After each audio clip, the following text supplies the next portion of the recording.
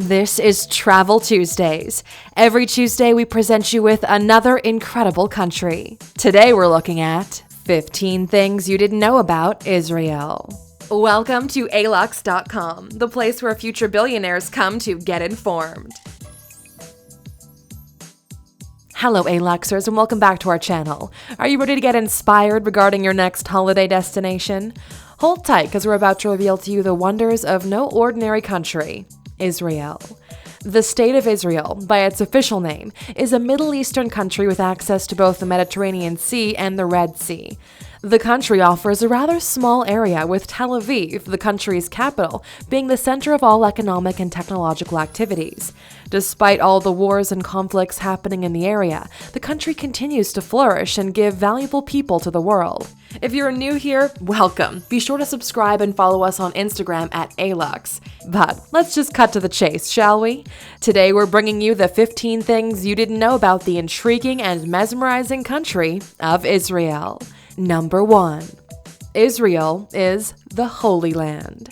If you didn't know already, the Bible is an all-time bestseller. And if you've read it, you've probably heard well about Israel being pictured as the Holy Land. This is due to the area's association with the birth, ministry, crucifixion, and resurrection of Jesus Christ. And as a result, it's the one pilgrimage destination that Christians don't want to skip visiting at least once in their lifetime. This is also an extraordinary business opportunity for locals, whose incomes are round and plenty because of religious tourism. The services you have access to here include all sorts of tours, trips, and sightseeing, and you can pick and choose all kinds of religious souvenirs as well. So, want to give it a go? Number 2. Wix, the famous website platform, is from Israel. Why, of course you've heard of Wix.com, the cloud-based web development platform that all YouTube ads tell you about. What you might not know, however, is that it was popularized by the Israeli company with the same name, a company that was founded in 2006, and whose initial owners were Avishai Abrahami, Nadav Abrahami, and Jura Kaplan. Its headquarters are settled in Tel Aviv, but it also has offices in Beersheba, New York, San Francisco, Kiev, and Vilnius. Wondering what Wix does? Well, it basically allows you to create HTML5 websites and mobile sites through the use of online drag-and-drop tools, with several interesting features including plugins, e-commerce, online marketing, and others. It's worth giving it a shot if you're thinking about creating your own website. Number 3. Over 75% of the population is Jewish. Now, we'd like to talk a bit about Israel's Jewish population without getting too much into politics, if that's actually possible. The struggle is real. First thing first, you need to know that the worldwide Jewish population is approximately 14.3 million people, and only about 43% of those reside within Israel. Israel's population is over 8 million inhabitants, 75 of which, or about 6,555,600 people, are Jews. The remaining 25% is comprised of Arabs, around 21%, and those identified as others, including non-Arab Christians, Baha'is, and so on. This is quite something if you think about the fact that in 1948, when the state was established, it only had about 806,000 residents. What's more, according to experts, Israel's population will reach 10 million by 2025.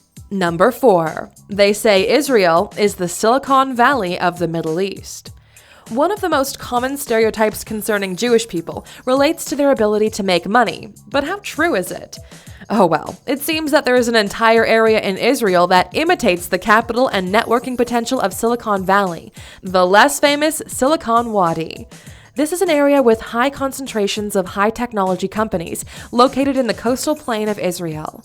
And it looks like Israel got the nickname of Startup Nation because of it, because it seems plausible if we take into consideration that there are currently more than 4,000 startups operating in Israel. And about 2,900 of these are located within a 10-mile radius, a rate of development second in intensity only to Silicon Valley itself. Number 5. Ophir is the richest person in Israel with a net worth of $9.1 billion. Keeping it cool and expensive as you might expect, we'd like to introduce you to Ophir, whose net worth is $9.1 billion. This man's fortune was partly inherited from his late father's shipping empire in 2011. Wonder who his father was? None other than Sammy Ophir, who used to be himself Israel's richest man. However, Eyal managed to expand the holdings significantly. As he is to be found in the Forbes spotlight, we found out that he owns Global Holdings, an international real estate firm, as well as the Zodiac Group, which is a shipping company. Furthermore, he's the owner of several properties in Manhattan. Number 6. You can buy hummus-flavored ice cream in a shop in Jaffa. There is common knowledge that when we say Israel, you say hummus. As you know, the country is a massive hummus consumer and apparently it can't get over it. This might be the reason why they got to the point where they created a hummus-flavored ice cream, all topped with olives and pine nuts and everything. As you might have guessed, the flavor is unique in the world and only can be found in one place in Israel, in Jaffa, at Legenda Ice Cream. If the Venezuelans have spaghetti and cheese flavor and the Brits have breast milk flavored ice cream, the Israelis have their intriguing hummus ice cream that, thanks to honey and vanilla, somehow tastes like halva. Feeling curious yet? Number 7. The fight over the Gaza Strip is still not over. Try as you might, this politics-related topic is the one you can't put on fast forward. As you know, Gaza is a region or a strip of land that is populated exclusively by Palestinians, but surrounded by Israel, who currently has it under blockade. Until 2005, Israel even used to have a military presence around it, but its withdrawal never meant the end of tensions in the area. The public opinion is split when it comes to believing whose fault it really is, that even today there are sporadic rocket fires in the area, the most significant of which having hit Israel in the past 15 years. On the other hand, Palestine is taking steps toward being recognized as an independent state, but one major impediment is the fact that Gaza is controlled by Hamas, the Islamist fundamentalist party, which doesn't exactly guarantee the respect of the rule or law. Number 8. Jerusalem is torn and shared between Palestine and Israel. If you live on planet Earth, you couldn't have possibly missed President Trump recently reopening the debate about Jerusalem, as he declared it to be Israel's capital, also saying that the US would open an embassy there. Situated exactly on the border with Palestine, the city of Jerusalem isn't fully recognized as belonging to Israelis or Palestinians. Therefore, it's currently ruled by both. The ongoing conflict between the two peoples has both ancient and modern roots, and the city's atmosphere is still prone to anti-Semitism and extremism. While it remains a key point for geopolitics, it's still definitely a destination you should check out, as it seems that tourist attractions are not often targeted by dangerous intentions. Number 9. Some women in Israel have to wear a burqa. Even though burqas are known as being specific to Muslims, it symbolizes more than that. It's a manifestation of modesty that aims at saving men from themselves, at least according to Beria Karen, an Israeli religious leader, who taught a strict interpretation of Jewish scripture for female adherents. No less than 600 Jewish women followed her initiative of wearing the veil in order to discourage men from sinning. Most members of the Haredi burqa sect are said to be found in Jerusalem, Beit Shemesh, and Safed. One of the sect's most important claims is that, quote, women who dress in this way will receive salvation. Also taking into consideration that the holy mothers of the Jewish people had historically covered themselves some 3,500 years ago. Number 10. The most expensive penthouse in Israel is worth $35 million. Yes, we're talking about Adam's Tel Aviv beachfront penthouse apartment, which was the most expensive house ever sold in Israel at the price of $120 million, which means about $35 million US. It was designed by Israel's superstar architect, Irma Orenstein, and it's a part of the luxury development Arlazorov 17. Interestingly enough, one of Sylvan Adams, the honorary president of the Giro d'Italia requirement, was for the penthouse to include a hermetic training room that replicates high-altitude cycling. Whoa, can you imagine? Anyways, if you're considering investing in real estate in Israel, you might want to be aware of this one. According to the 2018 Worldwide Cost of Living Survey, consumer costs were driven up by the shekel's appreciation. Want to discover more impressively expensive penthouses that will make your jaw drop? Go check out our 10 most expensive penthouses in the world. It'll definitely inspire you, if you have the money. Number 11. Almost 30% of its population is gay. The fact is that while some women cover their bodies completely, others live their lives the most open-minded way they can, which makes Israel an inexhaustible source of delight. According to several studies, Tel Aviv is considered to be the most gay-friendly place in the area. And not only do they tolerate it in a country that's famous because of religious references, but every year they also throw one of the world's biggest gay pride parades.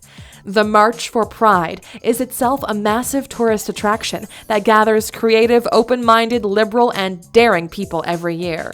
This is nothing if not an extra opportunity to explore the city's controversial and artistic potential and learn once again the lesson of acceptance. Number 12. Women also have to serve mandatory military services. The one thing we know for sure is that Israel has a particular way of building up citizens. Military service is compulsory, women included. Women first served in ground forces in 1948, which was 1 year before Israel was actually even a state. The length of the military training is shorter for women, who are only required to serve for 2 years, while men have to serve for 3 years. Another interesting fact is that women were not allowed to work as military administrators or medical staff until 1995, when Alice Miller petitioned for female access to pilot training school. Thanks to her win, male and female soldiers are now able to serve side by side in everything but combat duty. But let's all hope they'll never have to. Number 13. Israeli banknotes have Braille on them. Just think of how respectful it is to print your banknotes in a way that allow the blind to identify the accurate amounts of each. Absolutely cool. It's a well-known fact that the Bank of Israel attaches great importance to accessibility, and this is why they work to improve it in various ways. Israel's shekel was named as such back in 1988 as a result of a legislative election, and it was previously known as the Israeli lira. But you know what? Why don't you go over there and spend some money so you get a chance to touch it and see it for yourselves? Number 14. Natalie Portman is half Israeli.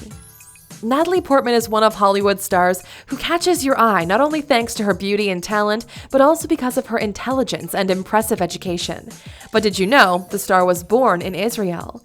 When she was very young, she moved to the United States, which allowed her to evolve from a child actress to the acclaimed personality she is today. She's the winner of the Best Actress Academy Award for her performance in the movie Black Swan, but you definitely shouldn't miss her extraordinary film Leon the Professional from when she was much younger. Aside from her acting projects, Portman is also interested in cinematography and psychology, for which she has a degree from Harvard. Number 15. You can use any currency in Israel. If you find yourself in Israel and don't fancy the famous new Israeli shekel that we're previously telling you about, here's your silver lining.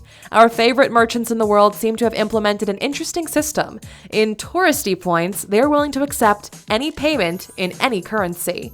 It's actually the shopkeeper who will calculate the money you owe them, and you'll be able to negotiate a bit, which is definitely a lifesaver on a hot day in between visiting sites when you're craving some hummus-flavored ice cream but you've run out of shekel change. The safest way to avoid paying much more than the product's real price is paying in euros or dollars. Now that was it for today, my dear Aluxers. Thanks for watching until the end. Don't forget to hit the thumbs up button if you liked what you saw. Now, today's question for you is, what's the most interesting or controversial thing you've heard about Israel? Do you believe it's real? And why is that? Let us know down in the comments. Still here? Of course you are. And as a thank you for sticking with us all the way to the end, you know it, here's your bonus fact. Number 16. People work on Sundays and have Fridays off. Israel is one of those places that might seem to be a bit upside down, especially if regarded by a Westerner. They write from right to left, and their weekends start on Friday and end on Saturday. This is thanks to the Jewish tradition of celebrating the Sabbath, which starts Friday at sunset and lasts until Saturday at sunset. Another interesting thing is that Israel progressively moved from a 6-day work week to a 5-day work week, also because of the Jewish tradition, which is quite respectful of their nationals. Keep it up, Israel. Thank you for spending some time with us, Aluxers. Make sure to like and subscribe so you never miss another video. We also handpicked these videos, which we recommend you watch next. Thank you for being an Aluxer, and we'll see you back tomorrow.